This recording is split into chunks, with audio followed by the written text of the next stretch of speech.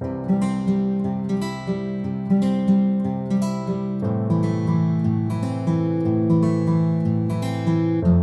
povo de Deus, a graça e a paz, bem-vindo ao canal Colégio do Discípulo. Para você que está entrando a primeira vez ou para você que já acompanha os nossos vídeos, seja muito bem-vindo ao nosso canal, tá bom? Hoje para mais uma lição da Escola Bíblica Dominical, tá bom? Nós estamos no quarto trimestre de 2023 da revista da CPAD dos Adultos, comentada pelo pastor Wagner Gabi, que tem como título Até os Confins da Terra, pregando o Evangelho a todos os povos até a volta de Cristo, tá bom? Chegamos na lição de número 12. Lição essa que vai estar passando na maioria de nossas igrejas no dia 17 de dezembro de 2023. Digo na maioria, porque em muitas igrejas as aulas são adiadas ou antecipadas, seguindo o calendário das suas programações das suas igrejas. Essa lição tem como título o modelo de missões da igreja de Antioquia, tá bom? Lá na descrição você tem bastante link para ajudar a sua lição, tá bom? Você que é professor ou você que é aluno e quer se aprimorar, quer entender mais da lição, tem dinâmica, tem subsídio, tem muita coisa boa lá na descrição, tá bom? E também tem o link lá na descrição para você baixar a nova revista, tá bom? Do primeiro trimestre de 2024. Já temos o link lá para você baixar ela em PDF, tá bom? Para você que está chegando, já é inscrito, deixa o seu like, comenta, compartilha, tá bom? Para você que está entrando e não é inscrito, com 10 segundos você ajuda bastante o canal, se inscrevendo, dando o seu like, compartilhando, comentando e também ativa o sininho das notificações para você ser avisado sempre que a gente colocar as lições da Escola Bíblica Dominical e qualquer outro assunto, tá bom? E juntos vamos sendo edificados pela Palavra de Deus.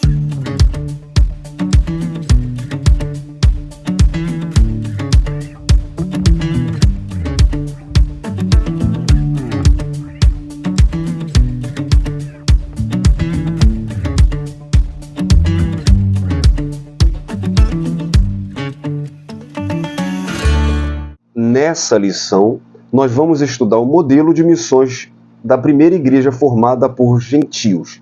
E essa lição tem por objetivo apresentar a natureza e as características da igreja de Antioquia, expor a sua natureza missionária e enfatizar o serviço de missões em Antioquia. Para isso, nós temos como texto áureo Atos dos Apóstolos, capítulo de número 13, versículo de número 2, que diz assim: E servindo eles ao Senhor e jejuando, disse o Espírito Santo: Apartai-me a Barnabé e a Saulo para a obra que eu os tenho chamado. A verdade prática, a ação do Espírito Santo é a garantia do sucesso de toda obra missionária, tá bom? Como eu já disse, lá na descrição você vai encontrar muita dinâmica, muito subsídio. Tem também nossas redes sociais, lá na descrição você vai encontrar o link. Tem um link também que você entra no nosso grupo no WhatsApp, tá? Um grupo para Escola Bíblica Dominical, é o grupo Manual da EBD, onde nós colocamos todo o material, tá? Para Escola Bíblica Dominical. Então vai lá, entra no nosso grupo e quando você entrar, sinaliza lá que você assistiu a aula aqui no YouTube e que você entrou através do link da descrição, tá bom? Nessa descrição você também vai ter o link das redes sociais, onde você vai ter a leitura diária toda trabalhada, tá? Vou colocar até um modelinho aqui para você ver como é que é. Esse modelinho você vai ter todos os dias nas nossas redes sociais para você poder compartilhar com a sua classe. E agora a gente também está colocando a leitura diária aqui no canal, tá? Agora digo eu, porque eu descobri agora, então possa ser que eu que estou um pouco atrasado. Mas eu descobri um recurso, você agora consegue colocar fotos. E nós estamos colocando a leitura diária agora aqui também. A leitura bíblica em classe está em Atos capítulo 11, versículo 19 ao 26, e também Atos capítulo 13, do 1 ao 5, tá bom? Como o título da lição está falando sobre a igreja de Antioquia, aqui em Atos 11 e Atos 13 fala sobre o contexto da igreja de Antioquia. A gente vai falar um pouco sobre isso, tá? Mas eu não vou ler leitura bíblica em classe para nós ganharmos tempo, tá bom? Bom, temos por objetivo hoje nessa lição apresentar a natureza e as características da igreja de Antioquia, expor a sua natureza missionária, enfatizar o serviço de missões em Antioquia, tá? Dentre muitos ensinamentos, a lição dessa semana nos ensina a natureza espiritual da obra de missões, o jejum e a oração como disciplinas essenciais para selecionar e enviar os missionários para a evangelização do mundo, tá bom? Sem tomar tempo, que a gente vai discorrer bastante sobre esse assunto. A introdução fala que nesta lição estudaremos a respeito da primeira igreja cristã formada por gentios, a igreja de Antioquia. Veremos sua fundação e formação, sua vida ministerial e de comunhão, como foram os resultados produzidos da prática missionária da igreja. Teremos, portanto, uma amostra clara de que nessa igreja havia uma dinâmica simples, porém profunda: jejum e oração para pedir orientação ao Espírito Santo. Jejum e oração para executar a orientação do Espírito Santo, ou seja, fazer missões. Uma prática missionária na dependência do Espírito Santo, tá bom? Muito boa essa lição, gostei muito, e vai ser muito bom aprender mais sobre ela aqui com você, tá bom? Nós temos como tópico 1 a igreja de Antioquia, natureza e características. Subtópico 1, Antioquia da Síria. Subtópico 2, a igreja em Antioquia. E o subtópico 3 fala de uma obra de leigos, tá bom? É bom frisar, como o comentarista frisou aqui, o primeiro subtópico, Antioquia da Síria, tá? Para não ser confundido com a Antioquia da Pisídia, que nós vemos em Atos 13, versículo 14. O texto é paralelo e o nome é parecido, então pode causar confusão. Essa é a Antioquia da Síria e não a da Pisídia, tá?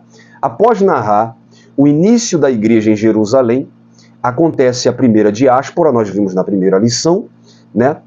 Depois da morte de Estevão, a igreja se espalha, os crentes se espalham, menos os apóstolos, que permanecem em Jerusalém, tá? Então Lucas ele passa a narrar o trabalho missionário em Antioquia. Antioquia, que é a primeira igreja de natureza gentílica, ou seja, ela é a primeira igreja montada por pessoas que não eram judias, tá? Ou judeus, através, eu não digo judeu de religião, eu digo pessoas de naturalidade israelita, tá bom? Então, através do ministério de Barnabé e Saulo, essa igreja se torna uma potência missionária, tá? Haviam algumas cidades com o nome de Antioquia. Eu já falei sobre a Antioquia da Pisídia, porque nós vemos ela num texto paralelo também em Atos 13, tá? Mas haviam muitas cidades com o nome de Antioquia, que era uma homenagem a Antíoco IV, tá? Que era o famoso Antíoco Epifânio, que era um imperador grego que profanou o templo, ofereceu porco. Lembra dessa história? Lá no ano 70 depois de Cristo, né, ele colocou o seu nome em algumas cidades. E depois de sua morte, o seu filho, ele também colocou seu nome em algumas cidades em homenagem ao seu pai. Então, né, nós vemos na história cerca de 16 cidades com o nome de Antioquia. A Bíblia cita duas. A Antioquia da Pisídia, na Frígia, que eu citei um pouco antes, tá? Que era o sul da Ásia Menor. Paulo vai, na sua primeira viagem missionária, passar pela Antioquia da Pisídia. E temos a Antioquia da Síria, onde é a atual Turquia hoje, né? Era uma cidade avançada para sua época, com cerca de 500 mil habitantes, né? Com uma cultura rica, vinda da Roma, da Grécia, né? Chamada cultura greco-romana. Também se dividia entre uma cultura árabe, uma cultura semita, e também se encontrava vestígios da cultura persa. Então você vê que ela era bem rica culturalmente, você vê 5 culturas diferentes ali. E também era em uma localização privilegiada por conta de suas construções importantes. Então, por causa das suas grandes construções, ela era conhecida como a Cidade Dourada, tá? E também por causa da sua posição geográfica privilegiada, ela era conhecida como a Rainha do Oriente. Ela localizava-se a cerca de 320 quilômetros ao norte de Sidom. Então era bem próximo ali com Jerusalém. Era uma das principais metrópoles, tá, pagãs. A terceira, na verdade, maior do Império Romano, perdendo apenas para a própria Roma, né, obviamente, e para Alexandria. Tá? Então ela se torna um centro evangelístico, tá, e a capital missionária do cristianismo.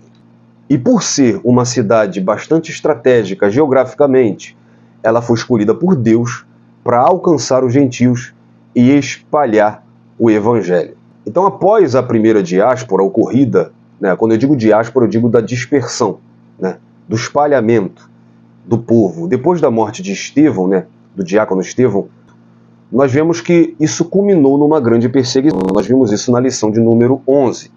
Tá? E os cristãos sendo dispersos, sendo espalhados, né, o evangelho também foi espalhado. Né? Então nós vemos que passa a se obedecer à ordem de Jesus em Atos 1, versículo 8. Recebereis a virtude do Espírito Santo que há de vir sobre vós, e ser-me-eis minhas testemunhas em Jerusalém, na Judéia, em Samaria e até os confins da terra. Então, quando nós vamos para Atos capítulo 8, versículo 1, nós vemos que isso se começa devido ao espalhamento. E também Saulo consentiu na morte dele, e fez-se naquele dia uma grande perseguição contra a igreja que estava em Jerusalém. E todos foram dispersos pelas terras da Judéia e de Samaria, exceto os apóstolos. Então aqui começa a se cumprir aquele propósito que Jesus tinha para a igreja, que era pregar o evangelho até os confins da terra. Então o evangelho chega a Antioquia da Síria.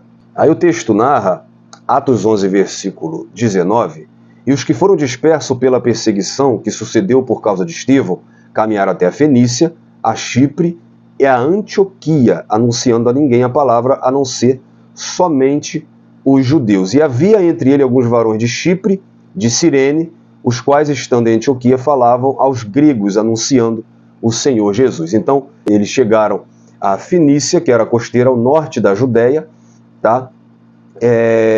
Chegaram a Chipre, que era uma ilha no mar Mediterrâneo, né, que localizava-se a cerca de 60 quilômetros a oeste da costa da Síria, aonde era o lar de Barnabé, inclusive, né? Aí eles falavam alguns sirineus, que eram da cidade de Cirene, da África, e alguns gregos, né, ou chamados helenistas, ou não judeus de língua grega. O texto ressalta uma coisa bem importante, no versículo 21, e a mão do Senhor era com eles, e muitos creram e se converteram ao Senhor. Nasce a igreja de Antioquia, debaixo da potente mão de Deus, com o crescimento da propagação do Evangelho.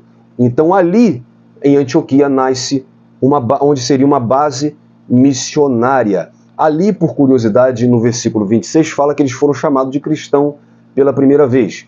Aqui também Paulo de Tarso e Barnabé são enviados, como nós vamos ver mais para frente, pela primeira vez para sua viagem missionária, tá bom? Paulo viajou a primeira vez enviado por uma igreja essa que foi a de Antioquia. Ela nasce no capítulo 11 e agora nós vamos ver ela no capítulo 13 já formada, constituída, organizada como igreja, tá? E como ela envia missionários para o campo em um período de uma certa dormência da igreja mãe, a igreja de Jerusalém. Então a igreja gentílica nasce, cresce, se estabiliza e começa a propagar o evangelho até os confins da terra, como era a ordem do Senhor Jesus e que não estava sendo cumprido pela igreja de Jerusalém. Tá? Então, o capítulo 13 de Atos começa dizendo que essa igreja tinha ali profetas e doutores, né? E Lucas ele dá o nome de algum desses. O versículo 2 diz que eles estavam servindo a Deus, ou adorando em algumas outras versões, já que o termo grego, né, descreve o serviço sacerdotal de servir na liderança como um ato de adoração. Então, eles estavam jejuando e orando, e eles ouvem a voz do Espírito Santo que ordena a separação de Barnabé e Saulo para a obra missionária. Eles então, ainda em oração e em jejum, impõem as mãos sobre Saulo e sobre Barnabé e os envia. Tá? Então aqui nós aprendemos que a igreja ela está em jejum e em oração, isso é muito importante, e ouvem a voz do Espírito Santo. Então a vida de separação da igreja faz com que a igreja entenda a direção do Espírito Santo, ouça a direção do Espírito Santo. E impuseram-lhe as mãos, mostra também que todo missionário ele precisa estar debaixo de uma autoridade espiritual. Precisa estar sob a direção do Espírito e precisa estar debaixo de uma direção espiritual. E aí o comentarista vai frisar o fato dessa igreja ser uma igreja fundada por pessoas que não eram conhecidas, aonde o comentarista cita que era uma obra de leigos. Quem fundou a igreja de Antioquia? Não foram os 12 apóstolos, não foram os 7 diáconos, né? Obviamente porque um já havia até morrido. Então não foi nenhum desses. Tá? Então no sentido de serem conhecidos, de terem cargos importantes, não. Essa igreja foi fundada por pessoas simples que apenas estavam afastadas da sua cidade por causa da perseguição. E assim foi fundada a igreja de Antioquia. Tá bom? Então, sabendo do avivamento causado em Antioquia, os apóstolos eles mandam que Barnabé vá até a cidade de Antioquia para ver o que está acontecendo. E Barnabé, com a sua mentalidade missionária, ele se alegra ao ver que o evangelho também havia sido chegado e alcançado os gentios. E o segundo tópico, então, vai falar sobre uma igreja missionária em ação. Subtópico 1, havia alguns profetas e doutores. Subtópico 2, uma liderança servidora. E subtópico 3, apartai-me a Barnabé e a Saulo. Vou discorrer com você bem rapidinho esse assunto, já que nós já falamos até sobre isso. Mas vamos lá. Havia ali doutores e profetas em Antioquia. Profetas tinham o dom de profetizar, de transmitir a mensagem de Deus sob a inspiração do Espírito Santo. Tá? Então profetas basicamente eram pregadores. Tá? E os doutores ou mestres, eles tinham o dom do ensino. Eles eram e são, ainda temos isso, né? Os dons ainda estão em evidência. São homens cheios do Espírito Santo que ensinam a palavra de Deus com autoridade e sabedoria vinda do alto. Eles eram ensinadores, tá? E ao que parece, Paulo e Barnabé eram tanto pregadores quanto também ensinadores. O próprio Paulo diz a Timóteo, em 1 Timóteo 2,7, eu fui constituído pregador e apóstolo e doutor dos gentios, na fé e na verdade. Então Paulo ele próprio reivindica que ele era pregador e também era doutor. Então o comentarista Wagner Gabi também acrescenta o fato de que a liderança da igreja de Antioquia era constituída sem barreiras raciais ou espirituais. Por exemplo, nós temos Barnabé, que era de Chipre, era um consolador, misericordioso. Temos Simeão, que era um negro, era africano. Nós temos Lúcio, que era de Cirene, Cirineu, também era africano. Nós temos Manaém, que era irmão de criação, irmão adotivo, irmão de leite de Herodes, né, o tetrarca, né, o Herodes Antipas, tá? Não é o que matou João Batista. E nós temos principalmente Saulo. Saulo, que era fariseu, tinha naturalidade também romana, mas era perseguidor da igreja, né? E aí eu acrescento também que ele era, que toda essa perseguição do próprio Saulo, que culminou na morte de Estevão e culminou ainda numa perseguição maior, e que esse Saulo, ele tinha autorização para perseguir a igreja em Damasco, e por causa dele que houve essa dispersão. Então, por causa da perseguição que Saulo liderou, foi que nasceu a igreja de Antioquia, diante de perseguição, diante de luta. E como a igreja agora vai apoiar? Como a igreja agora vai ter uma dessas pessoas como seu líder? Isso mostra que a igreja de Antioquia era uma igreja que não tinha barreira preconceituosa, não tinha barreira racial nem espiritual. Eles tinham a noção que Deus ele faz de um pecador uma ferramenta nas suas mãos. Esse ambiente, que poderia aos olhos humanos não parecer tão propício para a grandeza do que Deus queria fazer, foi o lugar que Deus escolheu para a sua agência missionária entre os gentios. Então eles estavam em comunhão, sem barreiras espirituais ou raciais, em jejum, em adoração e no serviço ao reino de Deus. Então, eles estavam sensíveis à voz do Espírito Santo. Não é à toa que o Espírito Santo ordena que separe Barnabé e a Saulo para a obra missionária. E o comentarista pastor Wagner Gabi faz uma ótima observação, que eles já estavam em uma vida de jejum e oração e ouviram a voz do Espírito Santo.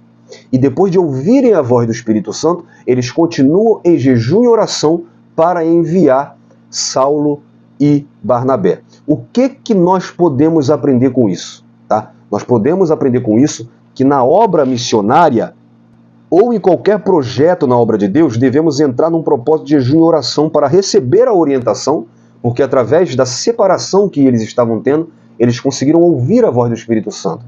E também para pôr em prática a orientação do Espírito Santo. Eles jejuavam e oravam também para executar aquilo que o Espírito Santo queria que eles fizessem. Então isso, sem dúvida, era o segredo do sucesso da igreja de Antioquia. E o subtópico 3 fala do serviço de missões, o início das missões cristãs, o roteiro da viagem e atividades missionárias e prestando contas, tá bom? Nós vemos as missões transculturais tendo seu início lá em Atos capítulo 12, tá? No ano de 44, com a morte do rei Herodes Agripa, o texto diz que a palavra crescia. Então nós vemos uma maior liberdade para a pregação da palavra. E Paulo, ele já tinha se convertido, ele já tinha sido discipulado por Barnabé e ele está na igreja de Antioquia. Mais tarde, a Antioquia era uma base de Paulo, era uma base missionária de Paulo. Em todas as viagens missionárias de Paulo, ele partia de Antioquia e sempre que podia, ele voltava para lá. E mais tarde nós vemos que João Marcos, que é o autor do Evangelho de Marcos, ele também se une a Paulo e Barnabé, tá bom? Então nós vemos o roteiro dessa viagem, tá? E atividades missionárias. Eu vou pôr o mapa dessa primeira viagem missionária de Paulo na tela, tá? Para você ver, ele parte da Antioquia, ele passa por Chipre, passa por algumas cidades, chega a Antioquia da Pisídia, ele vai para Ícono, vai para Listra, vai para Derbe, e aí eles regressam para Antioquia da Síria, em Atos 14, versículo 27. Eles voltam alegres para Antioquia, felizes, querendo contar o que Deus fizera naquelas cidades. E agora eu vou colocar para você também esse mapa dessa viagem, mostrando o que eles fizeram, né? Houve batismo com o Espírito Santo, houve também separação de líderes para a igreja plantada, houve contatos e revisões da igreja plantadas e muitas outras atividades. E é certo também que houve muita oposição ao Evangelho. Então nós tiramos aqui da revista, né, quando eles retornam, eles dão satisfação de tudo aquilo que aconteceu durante a viagem. O autor separa 3 lições que nós podemos tirar aqui no final dessa lição. A primeira é que Paulo ele foi discipulado e enviado por uma igreja. O missionário tem que estar ligado a uma igreja. E melhor do que isso, Paulo ele volta e dá satisfação de tudo que eles fizeram durante a viagem. Não só no retorno, mas nós vemos que durante o percurso da viagem, eles sempre davam satisfação de tudo que faziam. Então, o missionário ele tem que estar em comunhão com a sua igreja e prestar satisfação. A segunda lição é que o missionário chamado por Deus, ele enfrenta oposição à pregação do Evangelho. Paulo e Barnabé eles foram perseguidos, foram hostilizados. Então você vai encontrar resistência, oposição. Mas mesmo com a resistência, Deus era com eles. E o resultado era para a glória de Deus. Muitos creram, pessoas eram curadas, almas aceitavam a Jesus. E isso nos mostra a terceira lição. A terceira lição é que mesmo com obstáculos e oposições, teremos resultados que glorificarão o Senhor na obra missionária. Como diz em Salmos 126, no verso 6, aquele que leva a preciosa semente, andando e chorando, voltará sem dúvida com alegria, trazendo consigo os seus molhos. Tá? E a conclusão da nossa lição de hoje diz À luz dessa lição, podemos afirmar que a igreja cristã cumpre o seu propósito quanto à cultura de missões faz parte de sua rotina. Uma das provas de que o Espírito Santo age na igreja é o investimento em missões. Assim, é nossa tarefa de evangelizar, participar dos projetos missionários de nossa igreja local, orar e jejuar por missões, contribuir e se colocar à disposição para ir ao encontro de quem precisa ouvir de Jesus. Quando o Espírito Santo encontra pessoas despojadas e sedentas por almas, ele as capacita com talentos e dons espirituais para que se lancem inteiramente na mais sublime missão, ganhar vidas para o reino de Deus. Essa é a sua maior missão, e eu espero ter te ajudado em mais essa lição e lhe aguardo até as próximas, em nome de Jesus. Um abraço.